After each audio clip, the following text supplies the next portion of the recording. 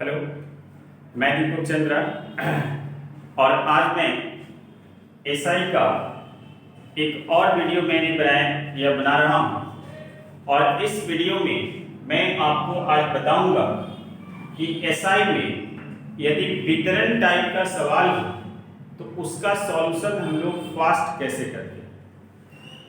इस टाइप का सवाल काफी लंबा होता है, देखने में लगता है कि यह सवाल काफी डिफिकल्ट है, लेकिन इस वीडियो के बाद आपको यह सवाल काफी आसान लगेगा। तो ठीक है, इसी विश्वास के साथ हम लोग वीडियो शुरू करते हैं। आपके स्क्रीन पर एक सवाल लिखा हुआ है कि एक व्यक्ति ने 2600 रुपया को 3 भागों में उधार दिया। ठीक है, 4%, 6% तथा 8% पर उसने उधार दिया 2600 रुपया। अर्थात उस व्यक्ति ने 2600 रुपया किसी को उधार दिया, मतलब 3 व्यक्तियों। मान लेते हैं कि वो 3 व्यक्ति आपका ए है और ये बी है और ये सी। पहला व्यक्ति को जब उसने उधार दिया था तो उसका रेट ऑफ इंटरेस्ट था 4% और दूसरे व्यक्ति को 6% पर उधार दिया और तीसरे व्यक्ति को 8% पर उधार दिया। लेकिन उधार देने के बाद क्या हुआ कि वर्ष के अंत में, क्वेश्चन है कि वर्ष के अंत में प्रत्येक से बराबर ब्याज मिला। अर्थात उसने धन को इस प्रकार से अरेंज किया था 3 पार्ट में कि 1 वर्ष के बाद 4% पर जो धन दिया उससे भी ब्याज जितना मिला उतना ही ब्याज बी धन से मिला, उतना ही ब्याज सी धन से मिला। ए धन पर ब्याज की दर 4% लिया था, बी धन पर 6% लिया था और सी धन पर 8% लिया था और 1 वर्ष के बाद सभी भागों से ब्याज बराबर आ रहा। तो यहां से यह तो क्लियर हो रहा है कि ए वाला धन सबसे ज्यादा होगा। क्यों? क्योंकि आपका ए धन पर 4% ब्याज की दर होते हुए भी उससे ब्याज उतना ही मिल रहा है जितना 6% और 8%। तो यहां से ये तो क्लियर हो गया कि सबसे बड़ा धन ए होगा और सबसे छोटा धन सी होगा, क्योंकि इसका रेट ऑफ इंटरेस्ट 8% है। फिर भी 1 वर्ष के बाद ब्याज जितना बी धन दे रहा है, जितना ए धन दे रहा है, उतना ये भी दे रहा है। इसका मतलब ये हुआ कि इसका धन सबसे कम होगा। और यहां पर आपसे क्वेश्चन पूछा है कि 4% पर दिया गया धन ज्ञात करें। 6% पर भी पूछ सकता है, 8% पर भी पूछ सकता है, ये भी पूछ सकता है कि 4% और 6% पर दिए गए धनों का अंतर क्या है। यह भी पूछ सकता है कि ए और सी या जो है भागों का अंतर क्या है, कुछ भी पूछ सकता है। तो मेन हम लोग को बेसिक कॉन्सेप्ट आना चाहिए। जब हम लोग इस क्वेश्चन का कॉन्सेप्ट सीख जाएंगे तो फिर यह क्वेश्चन कुछ भी पूछे आप आंसर कर देंगे। ठीक है, तो आइए अब हम लोग इसको सॉल्व करते हैं। देखिए, जैसा कि मैंने एसआई का 2 वीडियो मैंने और डाला है और वो आपके प्लेलिस्ट में जाएंगे, है ना। चंद्रा क्लासेस बाय दीपक चंद्रा, आप यदि गूगल यूट्यूब पे सर्च करेंगे तो आपको चैनल आ जाएगा और वहां पर आप प्लेलिस्ट में जाकर आप एसआई सर्च कर लेंगे तो आपको 2 वीडियो और मिल जाएगा। मैं वैसे उन दोनों वीडियो का मैं लिंक इस वीडियो में मैं डाल दूंगा। तो आइए सॉल्व करते हैं और देखिए हम लोग इसको कितनी तेजी से हम लोग सॉल्व कर लेते हैं। और इतने बड़े सवाल को हम लोग देखिए मुश्किल से 10 से 20 सेकंड में यह सवाल सॉल्व हो जाएगा। देखिए, ए धन पर 4% का ब्याज है। टाइम आपका 1 वर्ष यहां भी है, 1 वर्ष यहां भी है और 1 वर्ष यहां भी है, क्योंकि वर्ष सबका सेम है। और मैंने कहा पिछले वीडियो में कि एसआई का एक शॉर्ट फॉर्मूला होता है SI बराबर RT% ऑफ P। मतलब यदि किसी प्रिंसिपल का मूलधन का रेट इनटू टाइम परसेंट हम निकाल देंगे तो उतना हमारा सिंपल इंटरेस्ट आ जाएगा। ठीक है, तो मूलधन तो हमें यहाँ यह जो है कि व्यक्तिगत तौर पर नहीं मालूम है, लेकिन हमने मान लिया है कि पहला धन A है, दूसरा धन B है और तीसरा धन C है, ऐसा हमने मान लिया। तो आप सोचिए कि यदि 4% की दर से 1 वर्ष का इंटरेस्ट यदि लिया जाएगा तो ये 4% होगा ऐसा, और 6% की दर से 1 वर्ष का इंटरेस्ट लिया जाएगा तो ये 6% होगा, और 8% की दर से 1 वर्ष का इंटरेस्ट लिया जाएगा तो ये 8% होगा। ठीक है, अब क्वेश्चन के अनुसार कह रहा है कि वर्ष के अंत में प्रत्येक भाग से समान ब्याज मिला है ना, तो ए धन पर 4% का ब्याज, अभी हमने कहा कि SI बराबर RT% ऑफ प्रिंसिपल, तो RT% ऑफ प्रिंसिपल, ए का 4% है ना, मैं यहां लिख देता हूं 100 4% के लिए, B का 6%, ठीक है, और उसी प्रकार से C का 8%। आप कहेंगे कि सर बीच में बराबर क्यों दिए, क्योंकि क्वेश्चन कह रहा है कि प्रत्येक भाग से बराबर ब्याज मिला। अब चूंकि इक्वल का केस है तो ये 100 का कोई मीनिंग नहीं है, बनाते समय इसे ना लिखे तो ही अच्छा। ठीक है, तो आपका रिजल्ट आ गया कि 4A बराबर 6B बराबर 8C। अब कोई एक नंबर से यदि ये तीनों नंबर कट जाएगा कॉमन नंबर से तो उसे हम काट सकते हैं, तो 2 से कट जाएगा 2 टाइम्स, 2 3 टाइम्स और 2 4 टाइम्स। ठीक है, तो यहां से अब आपका रिजल्ट आ गया कि 2A बराबर 3B बराबर 4C आ। मेरे प्यारे बच्चों, अब इसके बाद थोड़ा सा यहाँ पर रेशियो का कंसेप्ट है जो मैंने पहले आपको बताया है वीडियो में, इसलिए मैं बार बार मैं वीडियो जब बनाता हूँ तो मैं कहता हूँ कि आप सिस्टमैटिक वीडियो को देखें।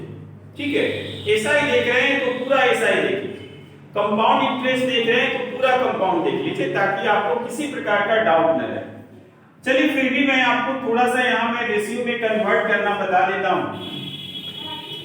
यदि 3 या 3 से अधिक बार इक्वलिटी का केस हो, है ना, जैसे यहाँ 3 टर्म आपस में इक्वल, और यदि A, B और C का आपको रेशियो निकालना है तो आप क्या करेंगे कि यहाँ लिखेंगे A, B और C।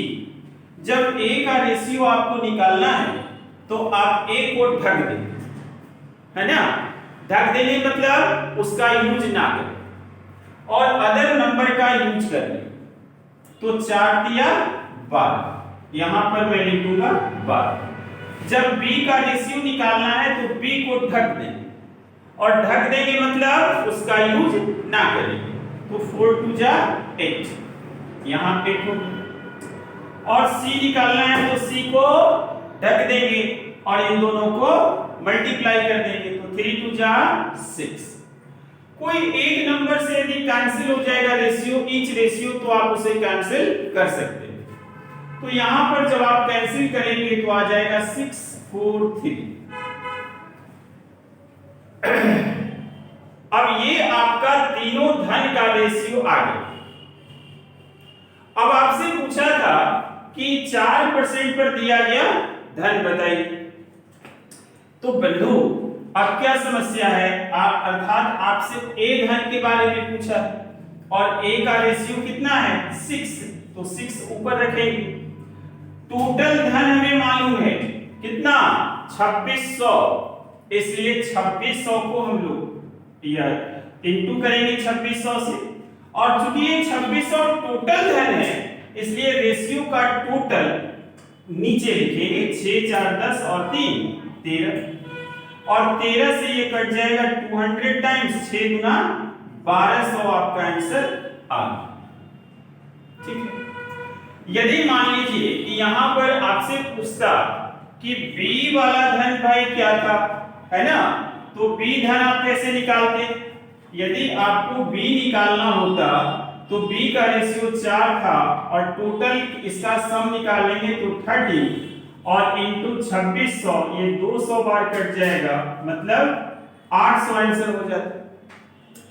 और यदि सी वाला धन पूछ लेता तो इसका रेशियो 3 था, तो 3/13 इंटू 2600 अर्थात ये 200 अर्थात 600, आपका आंसर आ गया। अब आप कहेंगे कि सर क्या तीनों का सम 2600 होना चाहिए? बिल्कुल होना चाहिए। आप देख लीजिए 1200 और 800, 2000 और 600 कितना हो गया? 2600 हो गया ना। ठीक है, तो मुझे उम्मीद है कि आप यह मेथड समझ गए।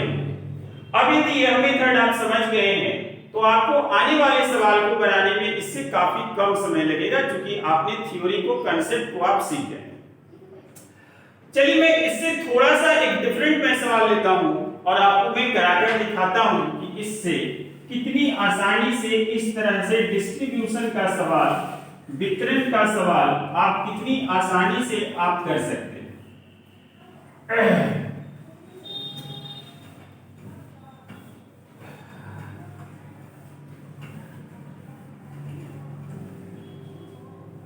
तो अगला सवाल मैं ले रहा हूं। अगला सवाल है 2902 रुपया। मैं सवाल को थोड़ा सा शॉर्ट में लिख रहा हूं ताकि आपका समय बच जाए। 2902 रुपया को 3 भागों में इस प्रकार बांटा गया है ना। 2902 रुपया को 3 भागों में बांटा गया, ठीक है। इसमें 3 पार्ट किया गया, A B C, A B C. लेकिन इस बार टाइम सबका अलग अलग, ठीक है। ये पहला वाला धन जो दिया गया ये 1 वर्ष के लिए, ये 2 वर्ष के लिए और ये 3 वर्ष के लिए। मतलब जो भी रिलेशन स्थापित हो रहा है यहां वो 1 वर्ष, 2 वर्ष और 3 वर्ष के बाद, है ना। और रेट आपका 5% आपका वार्षिक। यह ध्यान रहे कि यह सवाल साधारण ब्याज है, ठीक है। क्योंकि प्रश्न में जब तक चक्रवृद्धि ब्याज ऐड नहीं हो तब तक आप उसे साधारण ब्याज का ही सवाल समझें। यदि साधारण ब्याज नहीं भी लिखा हुआ है, सिर्फ ब्याज है, तब भी आप उसे साधारण ब्याज का ही सवाल समझें, ठीक है। तो अब जरा क्वेश्चन आप एक बार फिर से समझ लीजिए कि क्वेश्चन कह रहा है कि 2902 रुपया को 3 भागों में इस प्रकार विभाजित किया गया कि पहले भाग से 1 वर्ष के बाद, दूसरे भाग से 2 वर्ष के बाद, तीसरे भाग से 3 वर्ष के बाद मिश्र धन बराबर, ठीक है। इस बार आपका जो है वो ब्याज बराबर नहीं है, क्या बराबर है? मिश्र धन बराबर। पहले वाले सवाल में ब्याज बराबर था, इस बार मिश्र धन बराबर है। और इस सवाल को भी हम लोग बहुत आसानी से कर लेंगे। आप केवल वीडियो को कंटिन्यू देखते रहिए। चलिए फिर, अब चूंकि हम लोग कॉन्सेप्ट समझ गए हैं, थोड़ा सा मैं एक कॉन्सेप्ट यहां और बता दूं कि एसआई बराबर मैंने कहा RT%। मान लेते हैं यहां पर कि रेट आपका 4% और टाइम आपका 2 वर्ष, तो एसआई कितना होगा? 8%। यदि इस परसेंट में अमाउंट मुझे पता करना हो कि what will be amount here, तो मूलधन को हमेशा हम लोग 100% कंसीडर करते हैं। अर्थात यदि अमाउंट हमें निकालना है तो यहां से 100% इसमें जोड़ देंगे, अर्थात हो जाएगा अमाउंट कितना? 108% आपका अमाउंट हो जाएगा, ठीक है। तो इसी कॉन्सेप्ट का यूज हम लोग अब इस सवाल में हम लोग करेंगे और देखेंगे कितनी आसानी से हम लोग इस सवाल को कर लेंगे।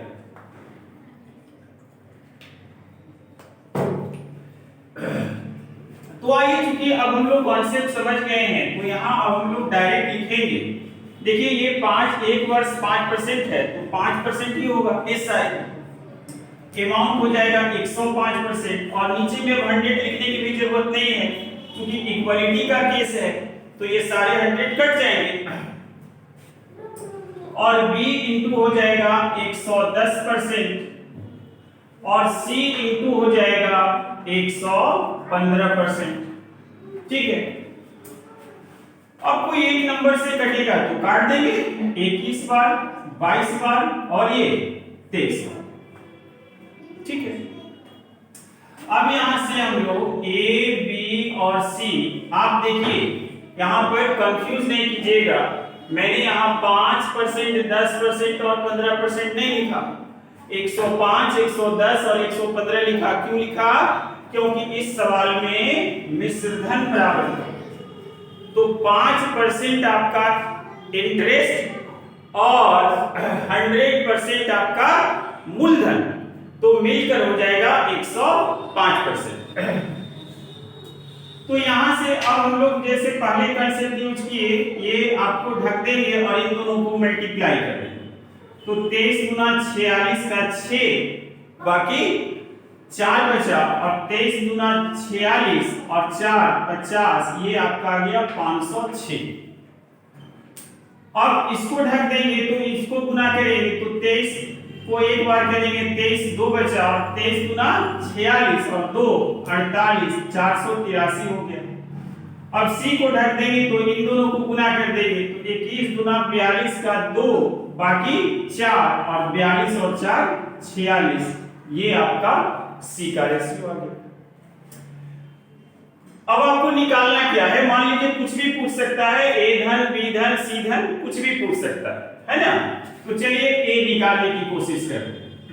A का रेशियो है 506 अपॉन, चूंकि टोटल अमाउंट आपको दिया हुआ है इसलिए इसका टोटल कर लेते हैं तो 3 2 5 और 6 11 का 1 बाकी 1 और 6 और 8 14, 14 1 15, 1 बचा और 4 4 8 8 5 13 और 1 14, 1451 आपका आ गया।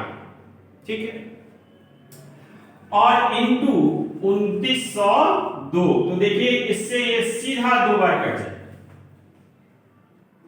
ठीक है, तो ये आपका आंसर आ जाएगा पहला भाग 6 गुना 12 2001 का 1 और 5 गुना 10 112 अर्थात 1012 रुपया पहला धन। यदि हमसे B पूछेगा तो मैं क्या करूंगा, लिखूंगा 483 बटा 1451 गुना 2902। ये तो हम जान गए कि 2 बार कट जाता है तो ये आपका हो जाएगा 6 और ये 8 गुना 16 का 6 बाकी है 4 गुना 8 9 966 रुपए। और यदि C निकालना है तो C का रेशियो 462, सिंपली हम लोग इसमें 2 से गुना कर देंगे, है ना। तो ये आपका 4 6 गुना 12 का 2 बाकी 1 और 4 गुना 8 9, ये आपका तीनों धन आपका आ गया। तो दरअसल है क्या कि इस प्रकार के सवाल आपको या तो मेंस में पूछेंगे या आपको सीजीएल लेवल का एग्जाम होगा या रेलवेज का एएसएम लेवल का एग्जाम होगा, उसमें ऐसा सवाल पूछता है।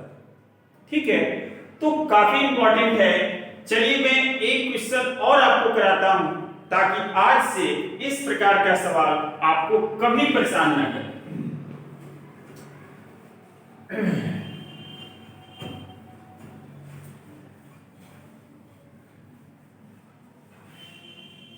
हमेशा जानते हैं कि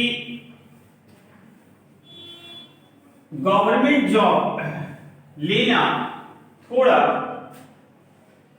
कठिन है, लेकिन यदि एक बार आप इस कठिन भरे रास्ते को तय कर लेते हैं तो पूरी जिंदगी आसान है।